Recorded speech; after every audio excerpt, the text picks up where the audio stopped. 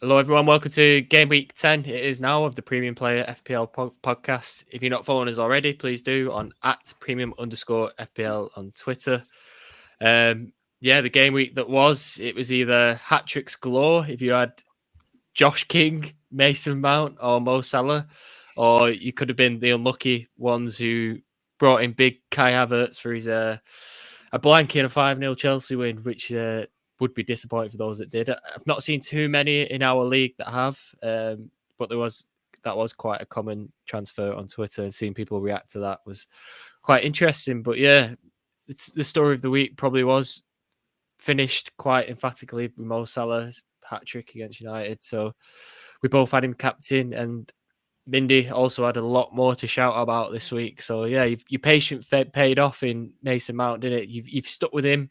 You said he'll always come good. So yeah, good to see the points paying off. You've deserved them. Yeah, thanks for finally getting around to introducing me on the podcast, by the way. After all that preamble. Yeah, I mean, I wasn't stupid enough to get rid of Mount ahead of Norwich. That's FPL 101. Don't take out a player ahead of Norwich. It might be tested this week with Rafinha. People will be eagerly awaiting news of his fitness. It seems like he's all right, but yeah. Good to be in the 100 club again. Like, imagine not having 100 points this week, eh? Yeah, amateur if you're not getting 100 points. Sorry? You're an amateur at the game if you're not getting 100 points this week. What else happened over the week? I saw a friend of the podcast, loyal listener, Varun, or Baron, as he's formerly known, at the weekend. He's one of those. Do you ever those friends that, like, you don't really see them in person that much, and you think, oh, I should probably see them more. But then when you do see them, it's like, actually, it's good that they live in a different city. Can take you in doses. That's Baron. I'm sure the feeling's mutual. Do you have a decent weekend apart from the FPL?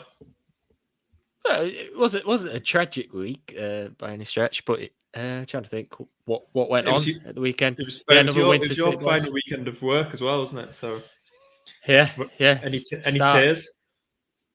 Few emotional tears. Been a long time at the BBC. Been a long servant for the club. But yeah, looking forward to start the next challenge in the next week. So yeah, week off to kind of get the juices flowing, and then get the creative juices flowing, and then start Tuesday. I have to say, it has been it's been interesting noticing the change in the, like sometimes there's players who bring a bit of a toxic atmosphere to the dressing room. It feels like it's all lifted now that you've gone. We could do with some of that at United. That'll be Ronaldo when he leaves, won't it? When he sees his contract up. Well, you compare yourself to Ronaldo? Pretty much, yeah. What else? What were you saying before we went on air? You're making this season hard for yourself. It's a bit of a challenge, aren't you? It's been boring finishing top 5k 2 seasons in a row. So yeah, we're just saying before the air, top 5k 2 seasons in a row. So I thought I'd challenge myself this year, start off in the million rank, and try and work my way up, see where I finish. So that's my challenge for this season. But before we do get into everything, I'll get the admin out of the way. So Callum mentioned, follow us on social media at premium_FPL on both Twitter and Instagram. We're live now on YouTube, so if you're watching now, if we popped up in your feed, feel free to put your questions in the comments, and we'll answer them as we go. And so back to a Saturday deadline this week, isn't it? So we don't have to worry about Friday. Rushing around on Friday. Let me just quickly double check that. And anything else? Oh yeah, if you listen to the podcast on a platform that lets you review, please drop us a review. Helps people find us, and same with hitting like and subscribe as well on YouTube. And that's everything. So the running order this week is we're going to go through everything that happened in Game Week 9. A week of massive swings. Basically, a lot of winners and losers, really. There's a lot of like 50-50 calls that could have gone either way that left people with very different fortunes.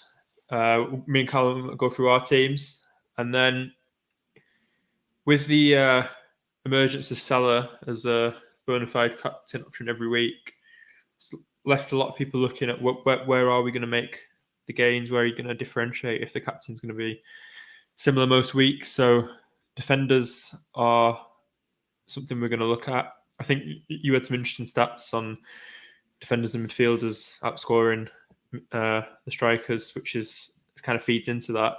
So yeah, we'll go into that, and then all the flags, lots of injuries.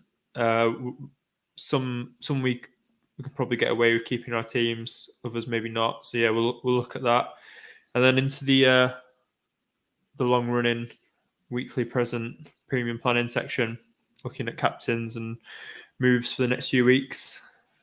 That's admin all out of the way. Should we get into it? Yeah, we'll start off talking about the week that was, really, and a few big games. When you look at that 7-0, 5-0, even 4-1, 5-2, that Watford comeback was pretty special. If you had Josh King, shout out to Ross Lambert, who had Josh King first sub, came in for Kieran Tierney. He said it was in the plan all along. So stuff like that in the FPL season, I think it's about 80 points clear of me. Stuff like that, when that happens, you kind of know that your year's onto a winner. I think was it last year I had John Stones. He got, was it 20 odd points in a game week? So stuff like that happens, you kind of know that you're onto a winner. So yeah, it started off Friday, didn't it, with the Arsenal game. I don't know if you saw that. Arsenal keeping that upward trend. I think you had Mr. Smith Rowe on your bench. What do you mean you don't know if I saw it? You were texting me every time you got a return. What's he doing on your bench, lad? I can't believe I was so smug now. Looking back in reflection, I should have known what was about to come.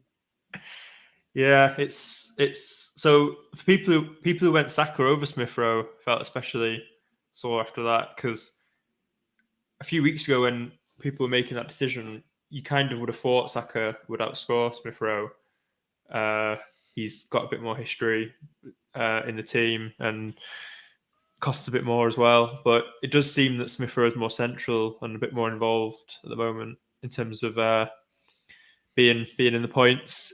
He did play last night though, so I don't know how that affects him. I imagine he's still going to start again. He came off early last night for Arsenal in the cup. We're recording this for people listening back on the podcast. We're recording this on a Wednesday evening before tonight's cup games. So anything that happens after that, we're not aware of. FYI. Who else scored a hat trick at the weekend? So Mount got a hat trick as well. Mount, Salah, and Josh King won it. Yeah. Mount was very. I have to say, Phil. Yeah, it wasn't just lucky probably that I had him. It's kind of lucky the way his points came, because once the sending off happened, that's when his score really ramped up. So yeah, he's more of a player that trickles points. So yeah, I definitely wasn't expecting a 24-point haul, but people who've had him and kept with him on since they've wildcarded or whenever they've had him, I think it does show sometimes you shouldn't knee-jerk players out, which is what a lot of people might be doing with Havertz this week. Would you probably advise patience for the next two until Lukaku's back on Havertz? Yeah, I think if you've got Havertz in for that last week, it's so unlucky. 10 outfield players, I think, returned. So even a bench player returned before Havertz. Yeah. Like look at Loftus-Cheek and everyone came on and got point. I feel like it's very unlucky for the striker of a team that scored 7 not to have got anything. But it wasn't like in the game that he had loads of chances and just missed them, and or like hit the post at the bar and whatever. And his XG for the game was quite low as well, I think. So his XG was 0.17. Right. And it kind of follows the trend of what I was saying to you about Lukaku in the team in the past 2 or 3 weeks, where Lukaku's kind of like coming deep, occupying the defenders, laying it off, and then it's the runners from deep that are getting into the really good positions, which is kind of what happened in that game. Havertz was occupying big old Grant Hanley, and then the other players running off, running from deep were getting in the points. So it'd be interesting to see if that carries on going forwards. It works brilliantly for people who had Chilwell and Reece James at the weekend. That their late runs into the box being found. So yeah, that was something we disagreed on, wasn't it, last week? Because I was probably going to go Salah captain, even if Lukaku was fit, partly for that reason. But yeah, it would have been interesting to see how many goals Lukaku would have got if he was.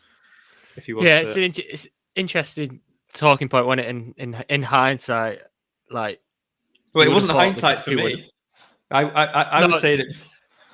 No, but I mean, having that opinion, saying people were lucky that Lukaku got injured because it made the decision easy for him. Like, who's to say Lukaku could have got a hat trick? Like, I know Havertz is a striker and Lukaku's downward trending form, but playing against the Norwich team, I think it would be a naive opinion to say he wouldn't have got anything. He probably wouldn't have matched a hat trick, but yeah, it would have made the game week a lot more. There would have been a lot more variance, wouldn't there, in scores? Yeah, it would have been an interesting one, that one.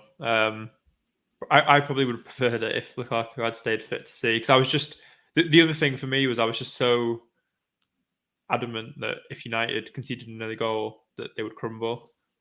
Having seen just the way United have been playing the last few weeks, I just thought the arse would just fall out of the team, which is exactly what happened.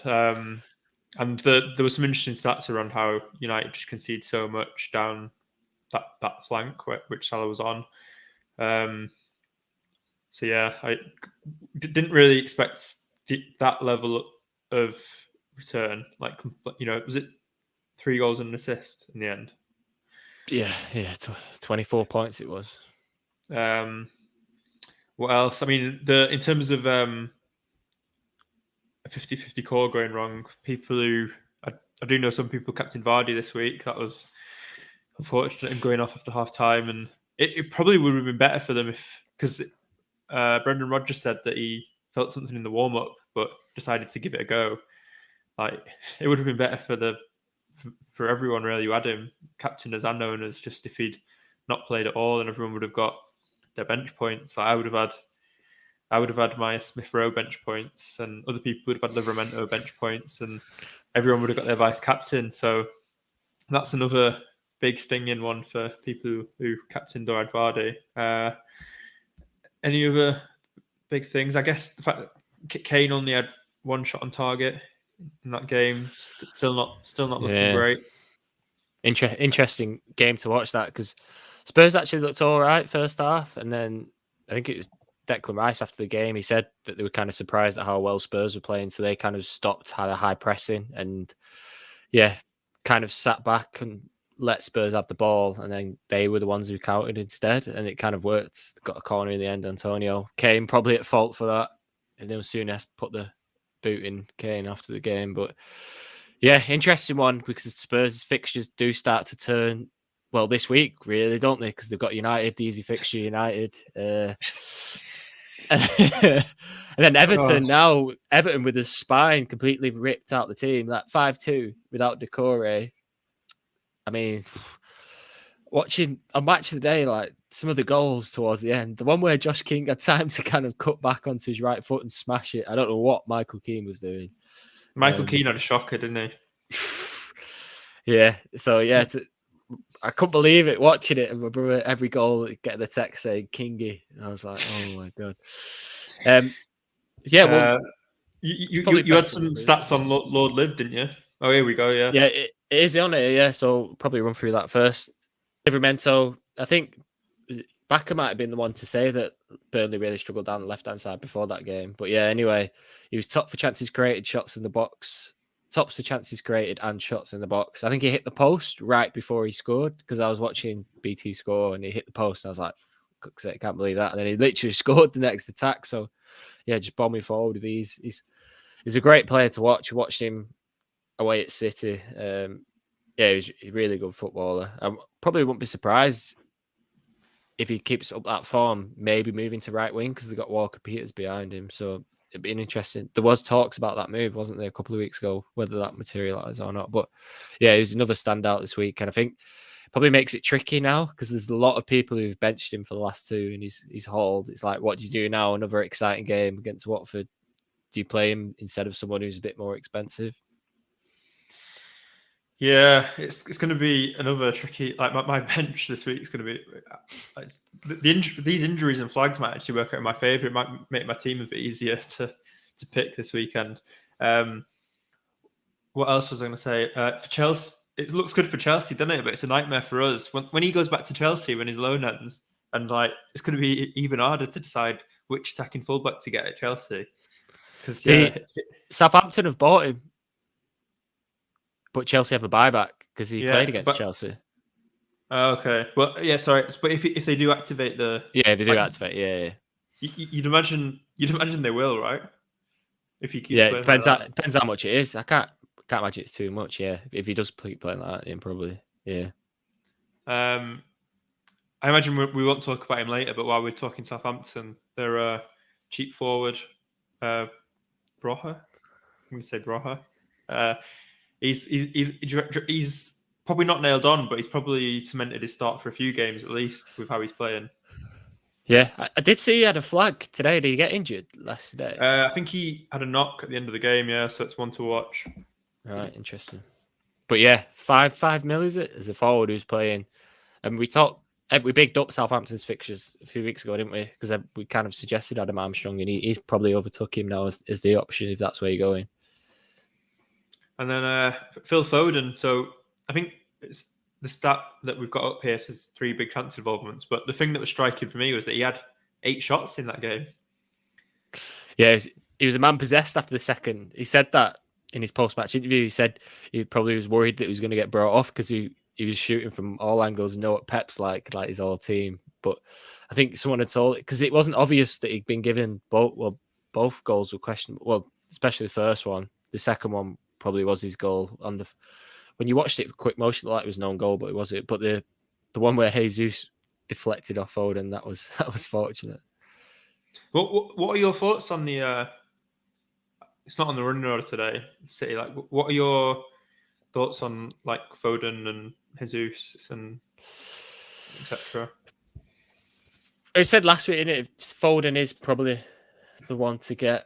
I don't want to spoil the changes that I'm going to make this week, but yeah, right, interesting one.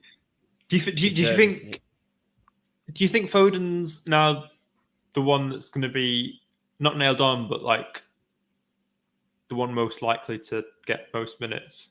Because De Bruyne was rested at the weekend, or not started.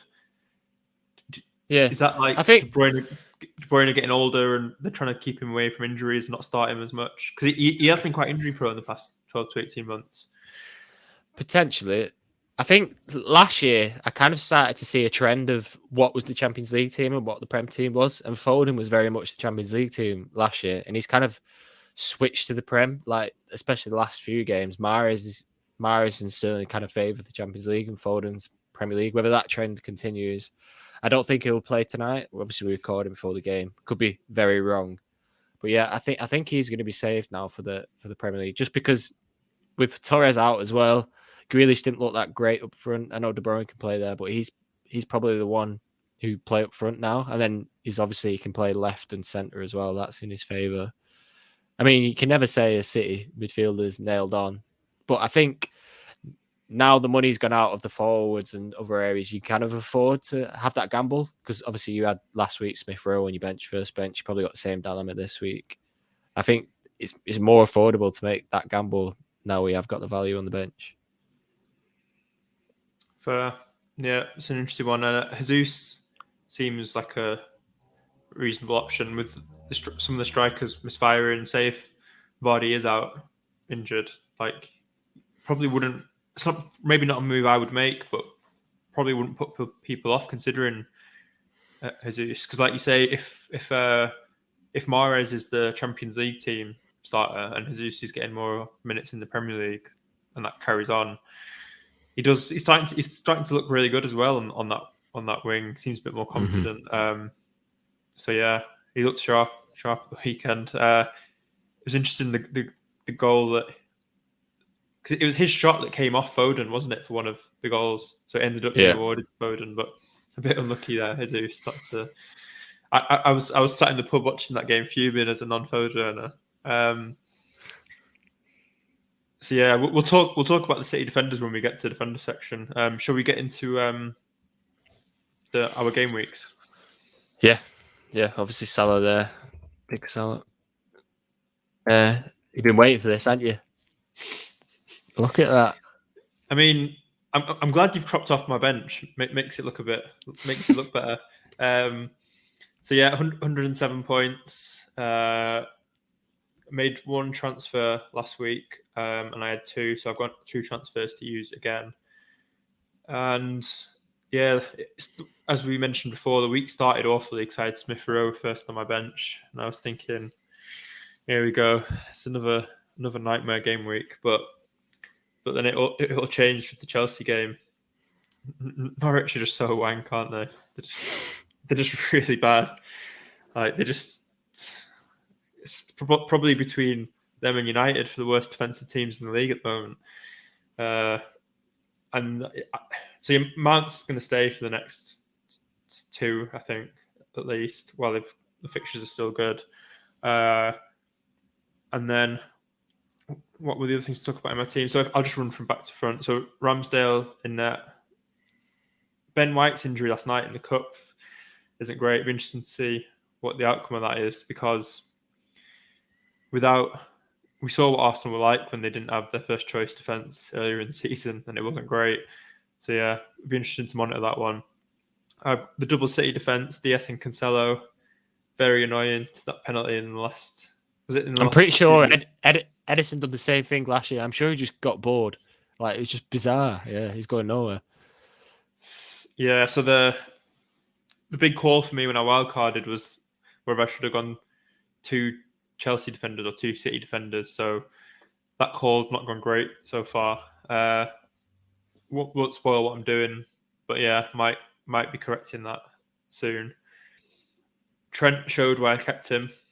That was what he could have had a goal in that game as well. I think De Gea made a great save to keep the score down in that game. I think a lot of people are looking at getting Trent back now. And then as we get into midfield, start to see the flags. So Rafinha, I think Bielsa said last night he might be back. Yeah. But the good fixtures for Leeds are sort of going quite fast. If he is potentially a doubt for this game, it'll be an interesting call for people because, yeah, if you've not got Foden, it does look a nice transfer, that, doesn't it? Even though he's got Norwich. And then, yeah, spoken enough about Mount. Mbomo, that's annoying. But, you know, these things happen. The fixtures for Brentford are so good, and with his price, I'm just going to keep him regardless. He can sit on my bench if he's out. They started that game on fire as well, Brentford. Tony was very unlucky, wasn't it, to have a goal ruled out? I don't even think he was offside. But yeah, they started on fire. They were pretty unlucky to lose that, I thought. It was a bit of a weird weekend for VAR, wasn't it? Some strange things. I saw the Brentford manager said I think he used the word battered for the first half. They battered Leicester. But yeah, the fixture, we've talked in previous episodes about how good the fixtures are coming up for Brentford. So Tony should definitely be on people's agenda, even though his stats don't look great. But I think the way Brentford are playing and the fixtures, just the fact he's a 90-minute man, he's on pens, the talisman. I think he's one of those players where the stats don't really give you the full appeal. Salah captain, obviously we've talked a lot about that. Don't need to go more into him there while we're in my team. Antonio looking harder and harder to ever see selling him. I've seen quite a few people say, his stats and the way he's performing, he's basically a 9-10 million pound striker. The way he is this season, so don't think he's going anywhere. Vardy will be interesting if he's out for a couple of weeks or something. I might have to make a call there. Especially if I'm keeping, I can't really keep Rafinha and Bomo and Vardy. But yeah, as I said before, it would have been so much better if he'd just been left out in that game, given he felt it in the warm up. But But yeah, can't complain overall. 107 points. My rank changed from. I should have had this ready. So I'm now 186k from 486k last week. So pretty much bang on rank rise 300k. Big jump. So yeah, I think I've been harping on in the previous weeks about how bunched up it was. Now one good week can rise you up through the rankings. I think it's still the same, really. Although we are getting to the stage of the season where you can't keep saying it's early, especially for you where you are. Should we get into your team? Been waiting for this, haven't you, for 2 seasons? So yeah, I'm a Mason Mount off you, really. 89 points I got this week. I actually took an 8-point hit as well because the late news. How many 8-point hits have you taken this season? You bloody love a -8 this year. I'm trying to get back on track and it's not working. Just having Ronaldo and Lukaku's fucked me basically. You could say you're on tilt. Anyway, I'll let you get on with your team. To be fair, I've took the last 2 and then I might take a hit this week, but then after that, no more hits. We'll see. No, I love it. You should keep taking hits, mate. It's working for you. It's not a great strategy. Anyway, Sanchez in there, 4 points. Probably quite good to get that from the City game. Yeah, double City defense, Cancelo and Diaz. Unfortunate not to get a clean sheet there, and obviously Cancelo booking. Livramento talked about 9. Chilwell, one of the transfers in 12, and then going for Salah, 2 points to score 5 goals. He got hooked as well, 60th minute, which isn't great going forward. Salah, captain, Rafinha, who talked about 1. Tony, unlucky not to get a goal. Antonio, 7. Vardy, 1. So yeah, unlucky with the injuries. Like you, like I said, pretty much a Mason Mount away from you. So hopefully this week, Ivan Tony or someone might deliver the hat trick. We'll see. Nice. And do you want to run through for the people who are taking pleasure in your demise this season? How many places you dropped? What's your rank? I actually took a slight upward rank from 990 to 970. Yeah, so we're on the rise. Yeah, we're on the rise. This next slide is something I talked about with you last night. Just interesting just to see the defenders compared to the strikers this year. So this is the list of the top 16. Top 16 defenders and strikers. Are you just checking you could count that? Is that what you were doing? Just double checking. Top 16. Buddy, are you on fine form today? Have you had an old whiskey, lad? So the top 16 defenders and forwards. Only 4 are strikers. So that is very interesting. I thought 12 defenders matching 4 strikers in the top leaderboard here. So I just found it interesting going forward. Obviously, 5 at the back's been talked about, 4 premium defenders been talked about. So yeah, just interesting to see if this trend continues going forward. Obviously, with City's defense, Chelsea's defense, but also Liverpool's as well. I think Van Dijk, not many people have talked about, probably because of the awkward price range, and everyone has Salah and Trent already. So it's do you triple up on Liverpool?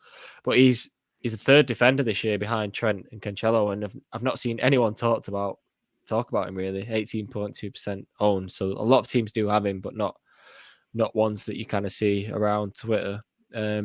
Cresswell high up there again. He's not in as many teams as last year. Great corner for the goal. And then usual suspects, Rudiger, Chalobah's up there. Aspilicueta you expect. And then a couple of Brentford lads as well. And then Duffy, who didn't play at the weekend, but he's still right up there matching the strikers for points, which, yeah, just interesting just to see the value you get out of the defenders this year compared to the strikers. Yeah, so is your sort of taking from this that like going 4 at the back definitely looks viable, like 4-4-2 probably? Yeah, the only thing that makes it tricky doing that is I think Livramento is such a great option, but do you put him in as part of the 4 or do you play 5 at the back, like 5-3-2, 5-4, 5-4-1? I think that's the tricky decision because Southampton have got such great fixtures coming up and it'd be difficult to bench him, but you do see the value in the 4 kind of premium defenders as well. So yeah, it's just interesting to see what people do going forward. Yeah, so I think are we going to go into sort of the discussion on the defenders from here, or is that Yeah. So a lot of people this week are looking at what to do if they've got the non-explosive options from Chelsea and City defenders. So I'm in that boat with Diaz. Other people have got Aspilicueta. I'm in that boat again with Rudiger, even though he got an assist at the weekend. Probably not sustainable, him winning a penalty in the final minutes of a game like that. So do you think it's like a sideways move to go from like Aspilicueta or Diaz or someone like that to... No, sorry, not Aspilicueta or Rudiger to Chilwell? Or is that still a decent transfer to make? I think with you, well, if you benches Smith Rowe and Livramento and people like that, I think it's a more than viable option to go Chilwell. I think watching Chilwell's last two games, especially the Norwich game, whether he does that in other games that are more difficult, he was literally playing up front. Like when Chelsea had the ball, he was pretty much on the D, like of the edge of the box, like pretty much central as well. And he had a few other shots at goal that were just over the bar. And Alonso was getting the points, wasn't it, in the first few weeks, which kind of suggests it's a positional thing for Chelsea, not just a player as well. Like the left fullback. I know James got a goal, but the left fullback definitely seems to be a lot more advanced in that Chelsea team. And I do think Chilwell probably over the course of the next 8 to 10 games, I think that transfer probably will pay off. Yeah, it's something I'm thinking about at the moment, because traditionally I don't really like to make like what you'd consider to be that sideways transfer. It feels a bit boring, but it probably isn't a sideways transfer, is it? There's a lot more upside to Chilwell. So yeah, and he's on corners as well. I think at the weekend it was Mason Mount taking him on one side and Chilwell on the other. I did actually, just to sort of get into my head how the Chelsea defence works, I sort of wrote out like what their defensive options were and who's competing with who for the positions. So left wing back is obviously Chilwell first choice, he'd say now, but especially with Alonso starting in the cup last night. So that's there. And then left centre back, you've got Rudiger and Salah. So something that might happen going forwards with how Salah's played when he's come in is that Rudiger might miss some of the easy games, which maybe the games you want him, and Salah might get a run out, which is another factor to think about for people who are wondering about whether to get rid of Rudiger to go for something a bit more exciting. Centre back, it's probably Silva and Christensen battling with each other. So Silva looks to be preferred of the two, and then right centre back, you've got Aspi and Chalobah. And I noticed on the I think it's the Planet FPL podcast, they're making a similar point with Chalobah, that in some of the easier games is when Chalobah's coming in for a game. So if you've got Aspilicueta, that's maybe not ideal going forwards. If Aspi's going to be in the tougher games and Chalobah's in the easier ones, and then right wing back, you've got James competing with Aspi again, because Aspi can do both of those. How confident are you with Chilwell over Reece James? Because if Aspilicueta is out injured with whatever he's got, does that change your thinking at all? Potentially. James, well, as the weeks progress, James will probably be a bit more of a differential, I imagine, now, because a lot of people are jumping on Chilwell. I've not seen the percentage of ownership, but I think in terms of the teams that are above you, a lot more probably will be turning to Chilwell over James. I actually think Chilwell's probably more nailed now than James, I'd say, in that starting 11. I just think the way he's played the last few games, and obviously Alonso was given the cup game, wasn't he?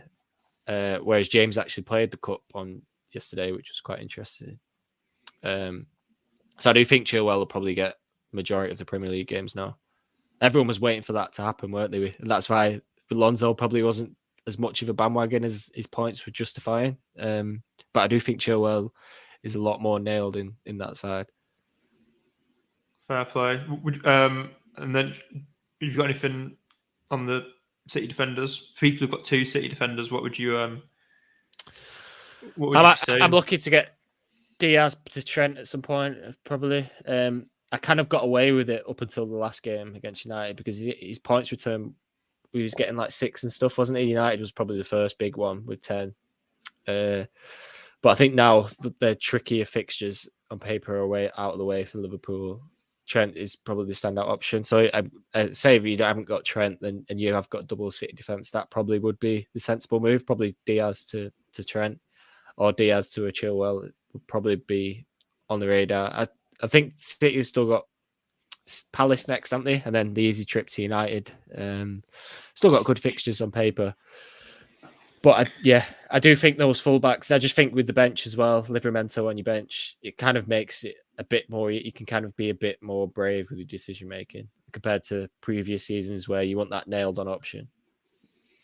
So, something else to mention with the defenders, I think a lot of people have Duffy, but he looks to be finally out of the team now, which something I've been waiting for ages. Bloody Duffy getting those lucky goals from corners. That's the only thing I've held on to this year. Just as a counter to that, though, that probably was in effect down because they were playing City and he turns like a bus and he would have been playing on the right hand side of defence, and City's most of their attacks go down the left with Grealish, Bernardo and Foden. So whether that's a permanent drop in or whether that was just a one off would be interesting. Because now that Lamptey's back, Veltman can go back to centre back, can't he? Yeah. So it'd be interesting to see. I imagine it'd be interesting to see if he starts the next game. If he doesn't start the next game again, then just kind of make that judgment. But if he plays the next game, it'd be interesting to see whether that was just a one-off benching. So for people who are like really keen to get Chilwell in, so like this is me, I'm in this position, but I imagine there'll be other people.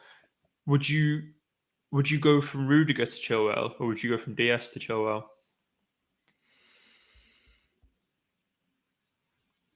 It's a tough call, that, isn't it? Rudiger and Diaz are very much like for like.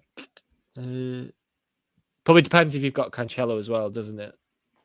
Yeah. So like I've got DS, Cancelo, Trent, and Rudiger. So if I was to get Chilwell, the decision would be which one do I get rid of? I'd probably lean to get rid of Diaz just because of the price. I think he's more expensive.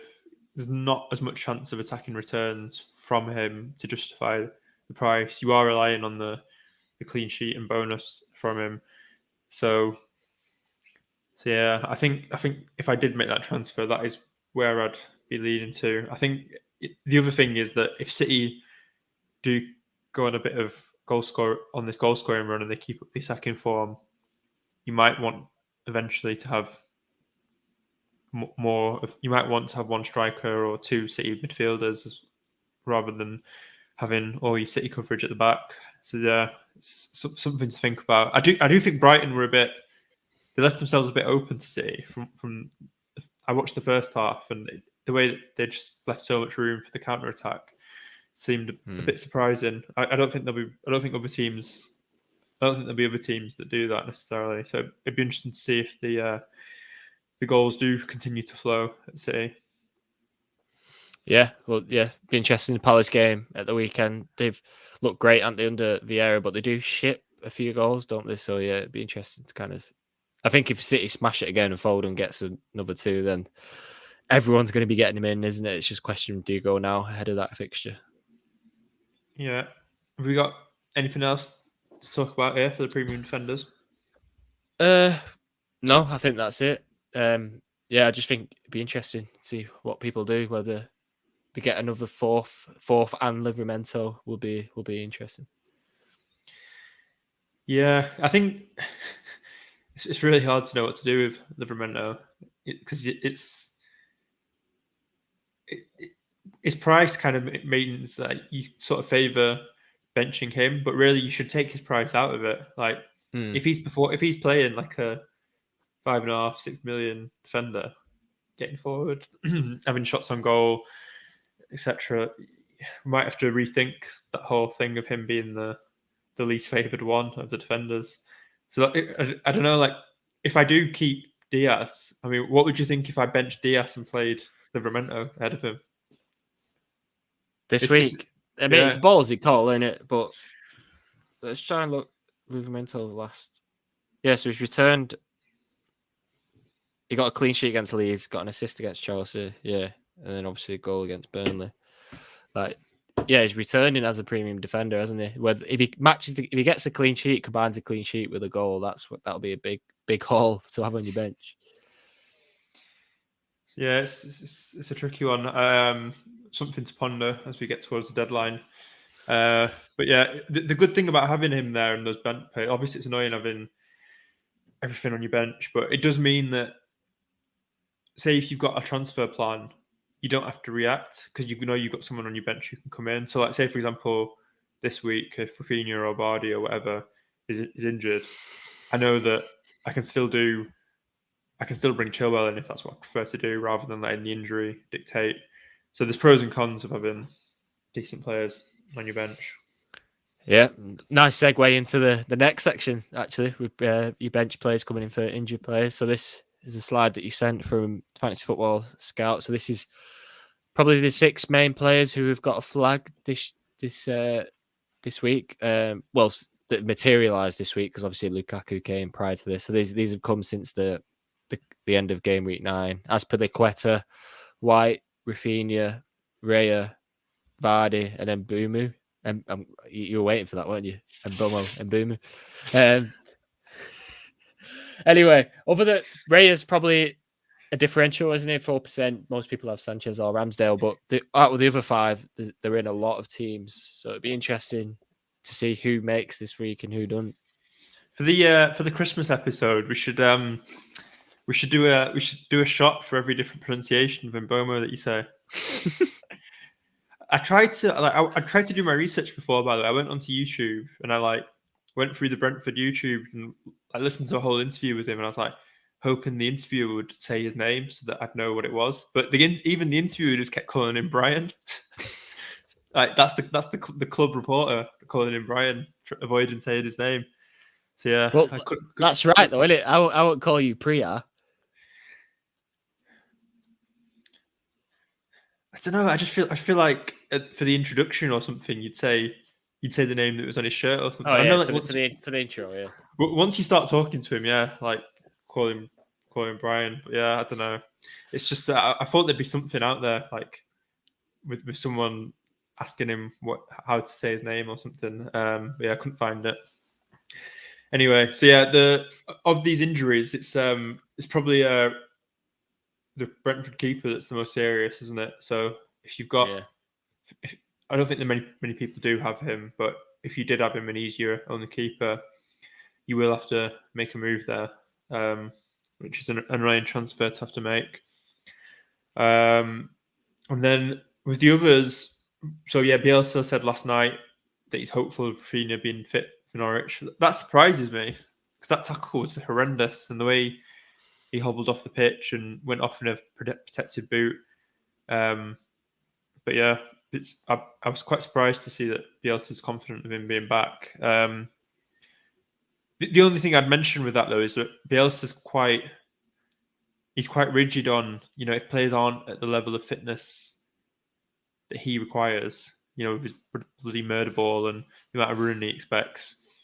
I do wonder the fact that if he's missed 2 or 3 days training, whether he'll start still, even if he is technically fit.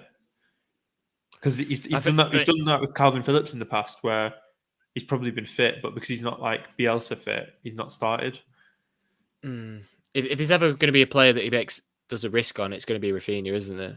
That's going in his favour. Yeah, true. And then I'm not actually fully sure what happened to Ben White. I saw I read he's ill, I think. Right, because there's a bug going around at Arsenal. Yeah, is that what it is? Pablo Mari missed the game, didn't he? I think that was what Arteta said about White. Okay.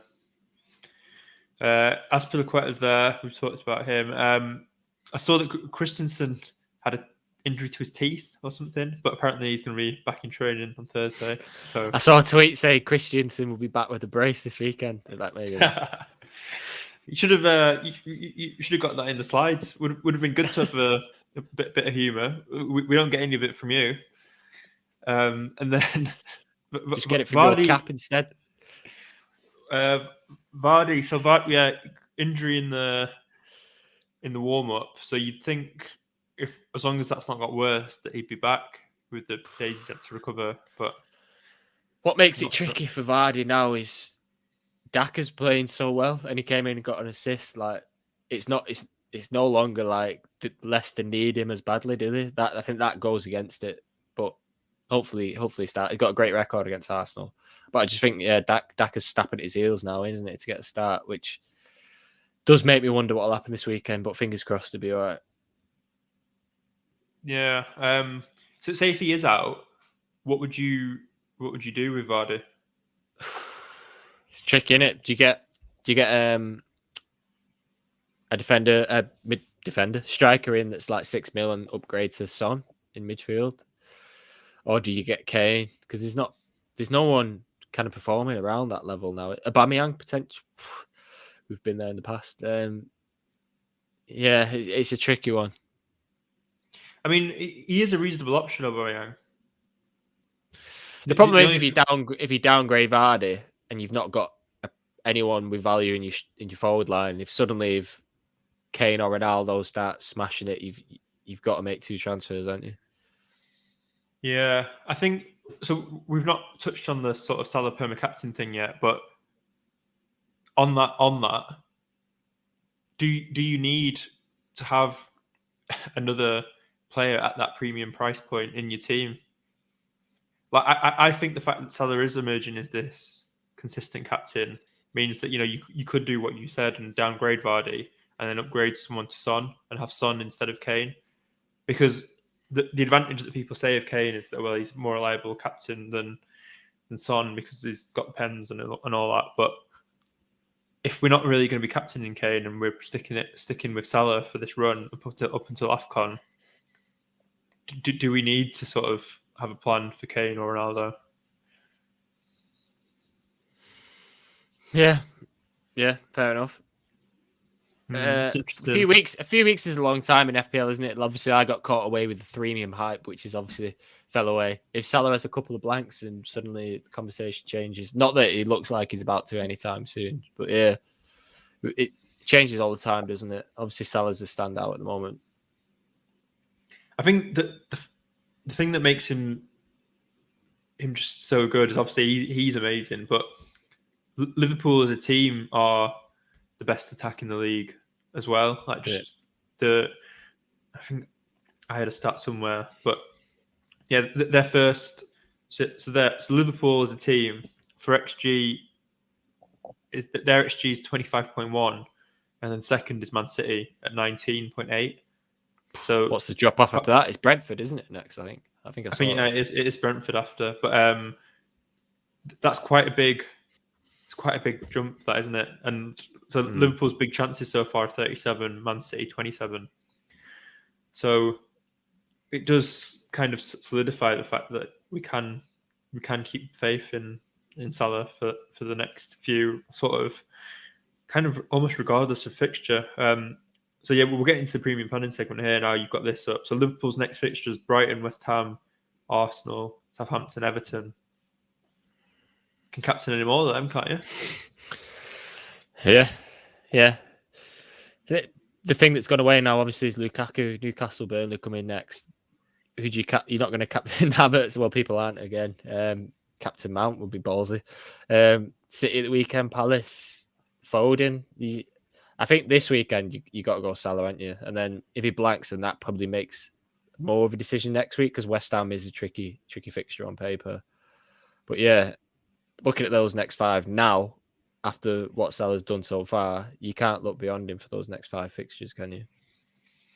The only one that maybe I'd think about not captaining him in, like on the information we've got at the moment, which feels stupid to say after I've just conceded 5 to Watford, but sometimes those Merseyside derbies are really cagey and boring.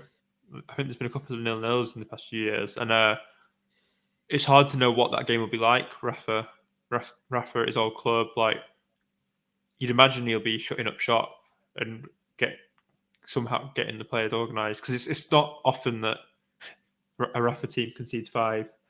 So I imagine the Everton players. There's been no tracking drills in Everton this week in training. It's just they've all just been learning how to defend. Michael Keane's probably been sat in the net as punishment for how many goals he was at fault for. Weird game watching that back. Yeah. Any fixture swings that you're eyeing up here? I mean, the one for Spurs is interesting from Gameweek 12, isn't it? Yeah, but like I said, after a few positive results, they kind of go back to form, don't they? Losing 1-0 against West Ham. I think West Ham's such a tricky fixture now. Like, Moyes has done a great job, so you can't say it's an embarrassing defeat losing to West Ham, but they didn't score a goal, and West Ham do concede goals as good as they are. So, yeah, interesting. I probably won't go there this week, despite United's fix against Liverpool. Like, I just think kind of a draw suits both them teams and where they're at. The Everton one will be interesting, but yeah, from that Leeds, Burnley, Brentford, you'd hope that they'll start to kick into gear. Because yeah, it's just that if Leeds are still how they are at the moment, struggling with injuries and not really pulling up trees, that Tottenham versus Leeds one could be a great game for someone like Son. I do think I'll be trying to get Son for that game. Yeah, very much. Yeah, me too. After an international break, isn't it? Yeah, I'm probably going to try and bank a transfer in 11, and then look to get Son in. Do you know? So obviously, on this graph you've got up here, Norwich are top for fixtures. Do you not fancy Pookie? It's a big 5 fixtures, isn't it, for Norwich? If they get no points from there, we could be on for an all-time low score. But if they get, can you see him getting a few wins? I just can't see it. I think, I don't know.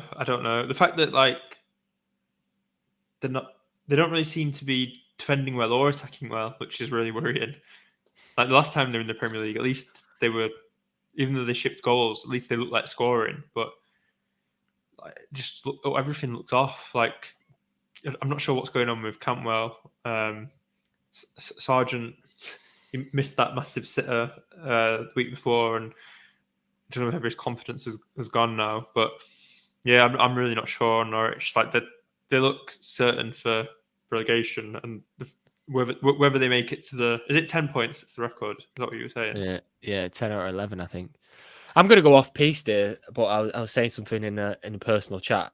I think it's embarrassing what Norwich are doing. They kind of go up, milk all the money from Bundia this year. In the past, they sold the best players, spend no money, go straight back down, get 100 million in parachute payments, probably upgrade the squad 10, 15 million, go straight back up, and it's just repeat. I think they're making a mockery of the system, parachute payments. And there's teams as well, like Fulham, other teams like that. I know Bournemouth are going to come back up, that maybe they're not as much of a yo-yo club, but I think it makes it so unfair in the Championship that these clubs are getting given the money that they're getting given to come straight back up just to put up a pathetic effort again. Like you watch Brentford and Leeds in the past couple of years, like proper breath of fresh air seeing new teams come in. But I just don't get what Norwich are doing watching that game at the weekend. Like what is their end goal? To go straight back down and get the 100 million and then come back up, sell the best player and just repeat? Like, they're just making no fight of it whatsoever, are they? Yeah, I mean, I don't really know enough about what they do with the money to say whether it's like a very cynical, like, is it like United where they've got directors? I'm going to get caught in a libel case here and you're going to run away. Yeah, you've always got to say allegedly if you're going to go, if you're going to slam into someone.